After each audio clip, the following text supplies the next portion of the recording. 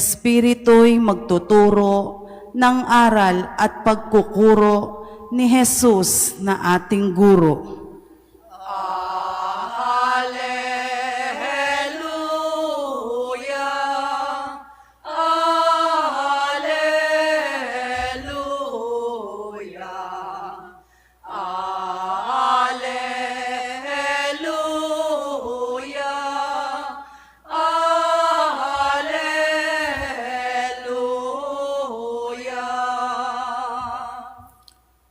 Sumainyo ang Panginoon. At sumaiyo rin. Ang mabuting balita ng Panginoon ayon kay San Juan. Papuri sa iyo, Panginoon. Nang muling napakita si Jesus sa mga alagad niya at nang makakain sila, tinanong ni Jesus si Simon Pedro, "Simon, anak ni Juan, iniibig mo ba ako ng higit kaysa mga ito?" "Opo, Panginoon, nalalaman ninyong iniibig ko kayo," tugon niya.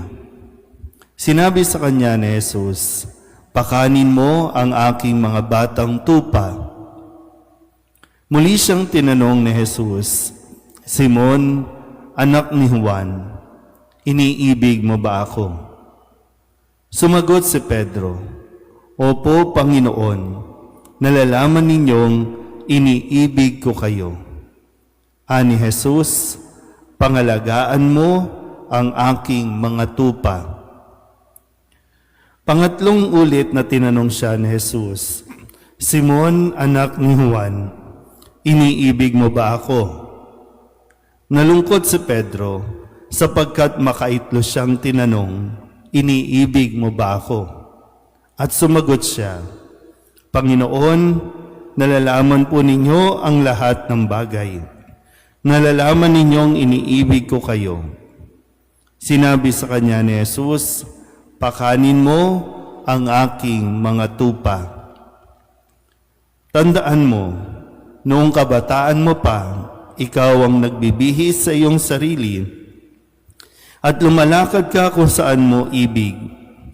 Ngunit pagtanda mo, iuunat mo ang iyong mga kamay at iba ang magbibihis sa iyo at dadalhin ka kung saan hindi mo ibig.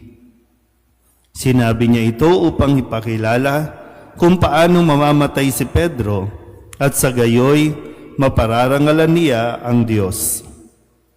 Pagkatapos, sinabi sa kanya ni Jesus, "Sumunod ka sa akin." Ang mabuting balita ng Panginoon. Pinupuri ka namin, Panginoong Hesukristo. Isang magandang umaga po sa inyong lahat. Ngayon po ay Biyernes sa ikapitong linggo ng Pasko ng Pagkabuhay at sa ating pong Ebanghelyo ay binabalikan natin ang isa sa mga tagpo kung saan pagkatapos na si Kristo'y muling mabuhay, siya ay nagpakita at patuloy na nagbibigay ng mensahe sa kanyang mga alagad bago siya lubusan na umakyat sa langit. At ngayon, tayo ay naghahanda naman sa pagbaba ng Espiritu Santo sa mga alagad.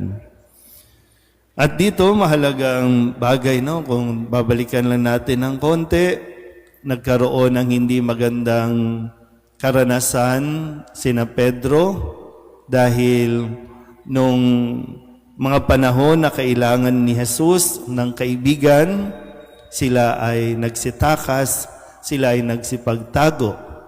Si Jesus na unang nagmahal sa kanyang mga piniling alagad.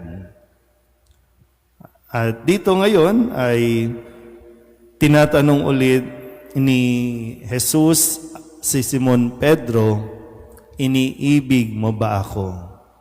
Yung unang nagmahal na nasaktan, ngayon ay muling nagtatanong, "Iniibig mo ba ako?"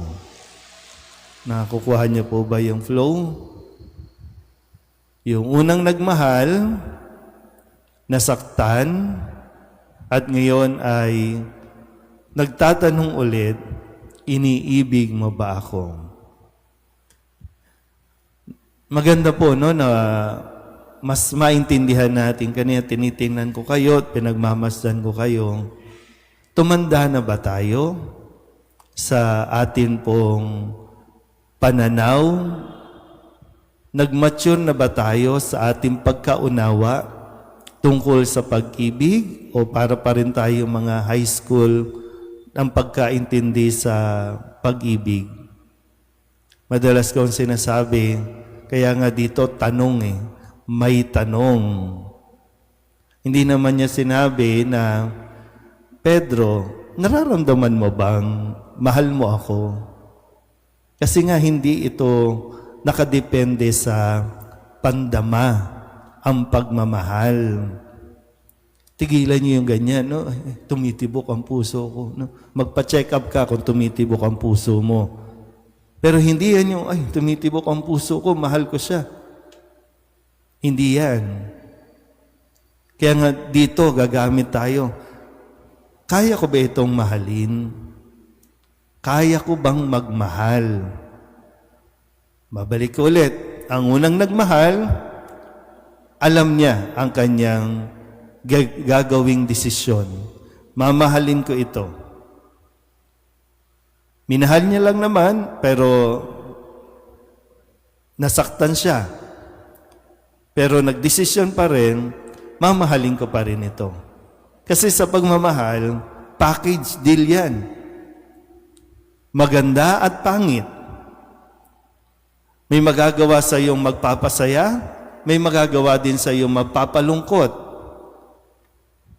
Ganun ang pagmamahal. Kaya nga naintindihan na ba natin? Kaya nga sabi, di ba?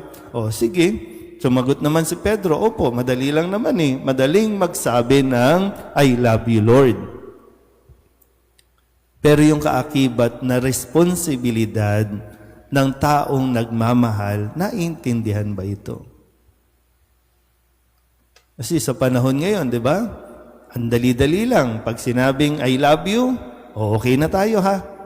Pero hindi iniisip na, paano ba? May pambahid ba tayo ng bahay? Kaya ba kitang itira sa isang magandang bahay? Kaya ba kitang pakainin? Kaya ko bang mag-provide sa iyo? Yun ang pagmamahal.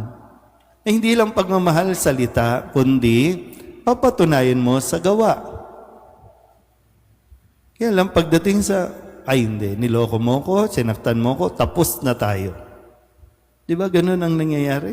Kaya nga ang dali-dali. No? Ngayon, lablabang ng lablaban, bukas, hindi na. Ayoko na sa'yo.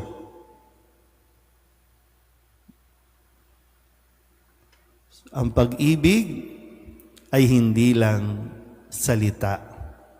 Kailangan ipinapakita sa gawa. Kaya marami ang nadidisappoint, lalo sa inyo, lalo sa mga mag-asawa, mga magjowa, nadidisappoint. Kasi hinahanap, gustong makita sa gawa. Kasi puro lang ngaw-ngaw, miyaw-miyaw ng miyaw-miyaw. Hindi pwedeng salita lang. Patunayan mo.